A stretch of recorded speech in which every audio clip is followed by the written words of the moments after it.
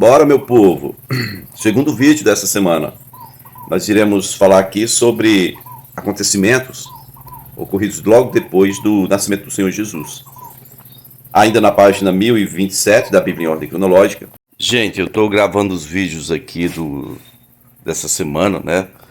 E, ó, meu amigo Holt aí, olha onde que ele tá. Olha onde que ele entrou. A cabeça em cima da cadeira. Achou um lugarzinho aqui pra ficar pertinho de mim. Holt. Oi. Ei, cachorro. Bom, então, o relato de Mateus, capítulo 2, a partir logo do primeiro versículo aí, você vai ver comigo, isso é o ano 4 a.C., ou seja, aqui é um ano depois que Jesus nasceu, e o tema é a visita dos magos. Algumas coisas precisam ser esclarecidas quanto a este assunto dos magos, porque a Bíblia em nenhum lugar fala de 3 magos, muito menos de 3 reis magos.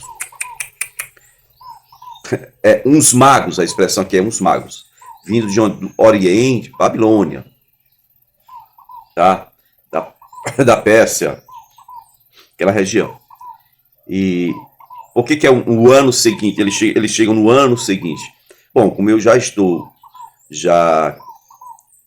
falando há muito tempo, repetitivamente e reiteradas vezes, eu falei aqui nos vídeos, eles só viajavam durante a estação de viagens, que é a primavera, começando de abril a junho, tá?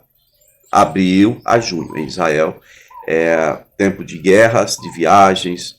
Em outro momento não dá. É uma comprovação de que Jesus realmente nasceu nessa época por causa da viagem da Maria, né? Tá bom? Grávida e no lombo de um jumento, 160 quilômetros. Bom, queridos, então vamos lá. Mateus capítulo 2, logo no versículo 1, vai dizer que depois que Jesus nasceu em Belém, da Judéia, nos dias do rei Herodes, magos vindos do Oriente chegaram a Jerusalém. Chegaram na primavera seguinte, no ano seguinte. E perguntaram, onde é que está o recém-nascido rei dos judeus? Vimos a sua estrela no Oriente e viemos adorá-lo. Olha bem, os caras estudavam, dissecavam os céus. Adorar é outro assunto aqui que a gente precisa clarear na mente das pessoas. Porque adorar hoje tem uma conotação e um entendimento totalmente alheio à realidade bíblica. Alheio, tá? Hoje, quando se fala em eu sou adorador, venhamos adorar, só se lembra de cantar uma musiquinha. Adorador não tem nada a ver com isso. O contexto bíblico é claro, eles vieram trazer uma oferta. Adorar é o mesmo que prestar culto. Aí, então, é dar alguma coisa? Adorar é isso, é prostrar-se, reverenciando e entregar um presente ou uma oferta. Literalmente e objetivamente, o significado, a definição perfeita de prestar um culto ou uma adoração seria entregar uma oferta. Ao passo que hoje as pessoas, eu estou falando das mais fiéis, as mais fiéis dizem, vamos ao culto porque eu quero receber do Senhor aquilo que Ele tem para mim. Não me faça tomar vergonha. Eu fico envergonhado com isso. As pessoas não entendem o que é um culto e querem prestar um culto, mesmo sem saber o que é um culto. Ninguém vai ao culto para receber. A gente recebe, dia a dia do Senhor, tudo que Ele tem para nós. A gente vai ao culto para a gente dar. Tá? Se você não leva nada para apresentar ao Senhor, você não vai prestar um culto. Você vai ver, assistir, observar, mas você não faz parte de culto, coisa alguma. Então veja bem, eles vieram adorar o menino, vieram trazer uma oferta, né, prestar uma reverência, vieram ofertar. Na Bíblia, no Antigo Testamento, fala sobre nenhum israelita poderia comparecer diante de Deus de mãos vazias. Em outra versão diz, não comparecereis diante de mim vazios. Por quê? Porque não existe culto se você aparece de mãos vazias ou vazio. Você tem que ter alguma coisa para oferecer, porque senão não é culto, meu irmão. Senão não tem adoração. Você pode cantar 1000 músicas, você não está adorando. Não. Mas eu estou dando uma oferta de louvor. Uma oferta bem hipócrita.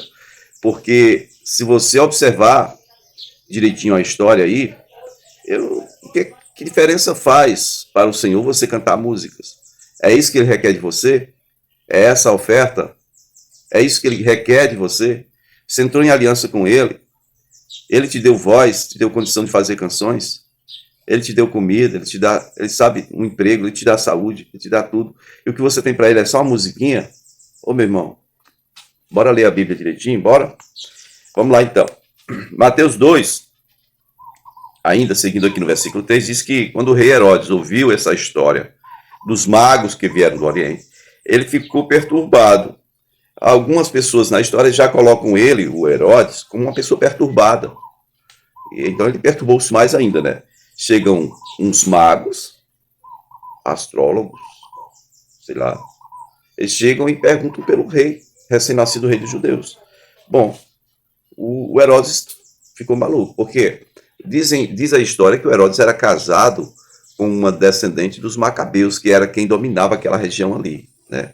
Eles conseguiram livrar os judeus, o povo judeu, da imposição dos gregos, né? Os gregos, no caso, os Ptolomeus eram do Egito, os lá da Babilônia, região.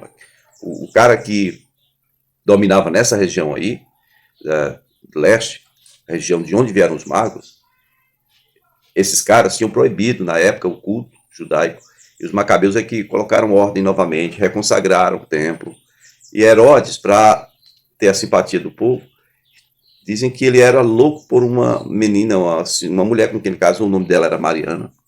Mas ele temia que esse povo macabeu tomasse de volta o trono, né? Ele temia muito. O que ele fez? Ele matou os filhos que ele tinha com essa mulher. Ele matou os filhos, 2 filhos, pelo menos, que ele teve com a Mariana, descendente dos macabeus. E aí o cara que já é surtado direto, recebe visita de pessoas que vêm lá, né, do leste, perguntando cadê o recém-nascido rei dos judeus. Bom, é de pirar a cabeção mesmo. Ficou perturbado, e com ele toda Jerusalém ficou perturbada. Ele reuniu os chefes dos sacerdotes, os mestres da lei, e perguntou a eles o seguinte: onde deveria nascer o Cristo, né? Onde deveria nascer o Cristo? E eles responderam: é em Belém. Por quê? Porque o Cristo, ou o Messias, ele obrigatoriamente é descendente de Davi. Belém é a cidade de Davi. Então, esse Cristo é um título, não é nome. As pessoas acham até que, por exemplo, João Batista. Batista não é o nome dele. O nome dele é João. Batista é um ofício, ele batizava pessoas. Jesus Cristo. Cristo não é o nome, é um título, é o Messias. Tá bom? Então,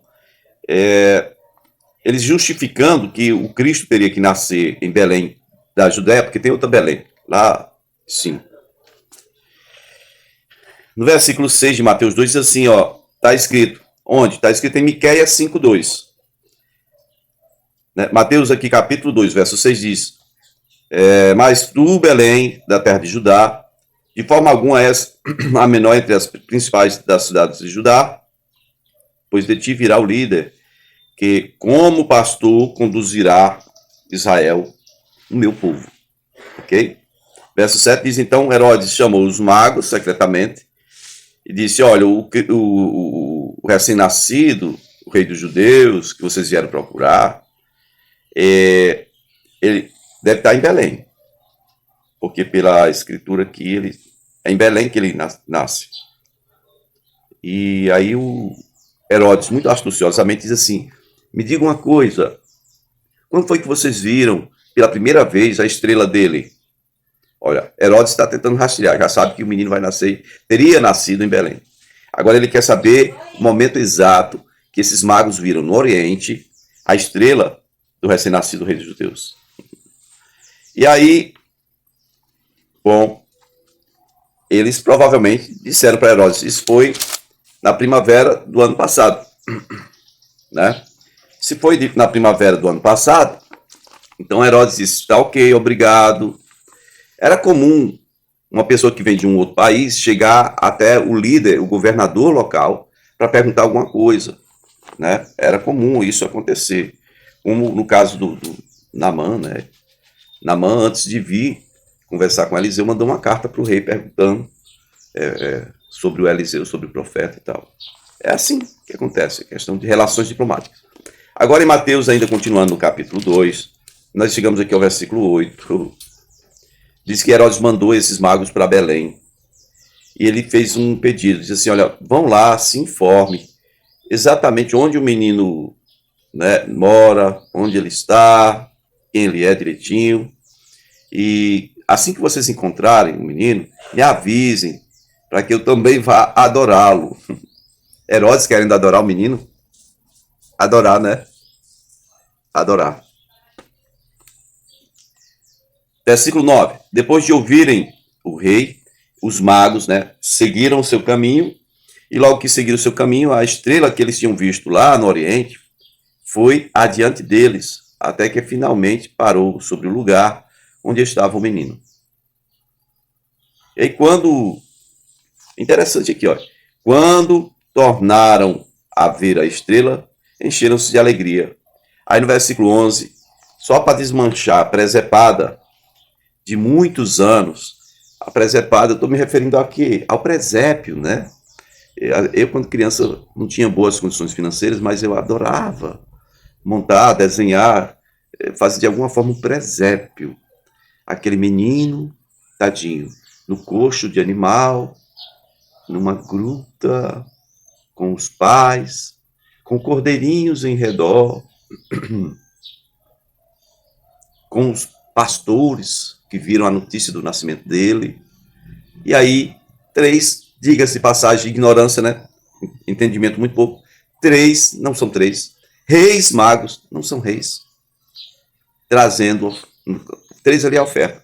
Então, o presépio representa o que há de ignorância mais forte na nossa tradição. A gente gosta dessas coisinhas, mas isso não está na Bíblia. Mateus 2, no versículo 11, diz que estes magos entraram na casa. Está mais de um ano que Jesus nasceu, gente. É a primavera do ano seguinte. Mateus 2, 11, anote bem. Ao entrarem na casa, viram um menino com Maria, sua mãe, e prostrando-se o adoraram. Então abriram os seus tesouros e lhe deram presentes. Quais são os presentes? Ouro, incenso e mirra. Não eram 3 magos. 3 foram as ofertas que eles trouxeram. Versículo 12 diz que, tendo sido advertidos em sonho para não voltarem a Herodes, eles retornaram à sua terra por outro caminho. Ok? E aí, vai seguir aqui o texto, falando da fuga para o Egito. Nós sabemos como o Senhor fez para tirar Jesus dali. Até aqui nós vamos ver, essa semana, que as profecias relacionadas ao Senhor Jesus são divergentes, mas todas se cumprem. Primeiro, porque Miqueias 5:2 dizia que ele tinha que nascer em Belém. Mas tem uma outra profecia que diz, do Egito chamei meu filho. E uma terceira que nós ainda iremos ver, que fala que ele seria nazareno. Bom, Nazaré está a 160 quilômetros de Belém. O Egito, então, está muito longe. Mas nós vimos até aqui. Jesus nasceu em Belém, ele vai fugir para o Egito, ele vai voltar do Egito, ele vai morar em Nazaré, terra da Maria. Então, as 3 vão se cumprir, tá? Bom, vamos encerrando aqui. Até o próximo vídeo, se o Senhor nos permitir. Se você ainda não é inscrito, por favor, se inscreve, me ajuda aí. E se já é inscrito, valeu, divulga esse trabalho, me ajuda aí, tá bom? Se você gosta de Bíblia, aproveita que ainda tem, tá? Estão querendo bani-la de tudo quanto é coisa, já colocam a Bíblia hoje como o livro de discurso de ódio, não? Mas ainda tem Bíblia aí. Você pode ver, inclusive, a narrativa mais objetiva da Bíblia em ordem cronológica completa, até aqui, você pegando lá do primeiro vídeo, né? Só a partir do vídeo 400 é que a gente começa a falar no Novo Testamento, tá bom? Mas começa lá no começo. Bom, até o próximo, se o Senhor nos permitir.